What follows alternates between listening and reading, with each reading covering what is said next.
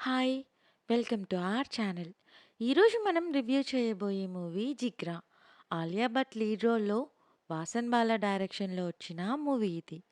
స్టోరీలోకి వెళ్తే అక్క సత్య, తమ్ముడు ఆనంద్. చిన్నప్పుడే అమ్మ చనిపోతుంది. నాన్న సూసైడ్ చేసుకుంటాడు. సత్యకి తమ్ముడంటే ప్రాణం. పెద్దయ్యాక తను ఒక ఈవెంట్ మేనేజర్‌లా పనిచేస్తూ తమ్ముడిని బాగా చదివిస్తుంది. వాళ్ళ పెదనాన్న ఆ ఊర్లో పెద్ద వీఐపీ. ఒకరోజు మన ఆనంద్ పెదనాన్న వాళ్ళ కొడుకుతో కలిసి ఎడ్యుకేషన్ అండ్ బిజినెస్ ట్రిప్ మీద జపాన్ వెళ్తారు. అనుకోకుండా అక్కడ ఆనంద్ డ్రగ్ కేసులో ఇరుక్కుంటాడు. తమ్ముడిని కాపాడుకోవడానికి సత్య జపాన్ వెళ్తుంది. అసలు తమ్ముడు చేసిన క్రైమ్ ఏంటి? ఎలా ఇరుక్కుంటాడు? సత్య కాపాడుతుందా లేదా అనేదే ఈ స్టోరీ. పాజిటివ్స్ విషయానికొస్తే ఆలియా భట్ పర్ఫార్మెన్స్ చాలా సెటిల్డ్‌గా, ఎమోషన్స్ బాగా ఎలివేట్ చేశారు. స్క్రీన్ ప్లే అండ్ రైటింగ్ కూడా బావుంది.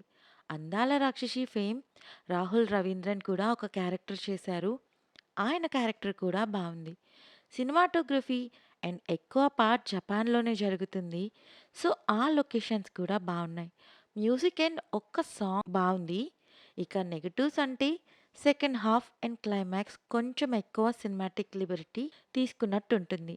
అండ్ క్లైమాక్స్ కూడా ఎమోషనల్‌గా ఓకే. బట్ లాజికల్‌గా లేదు.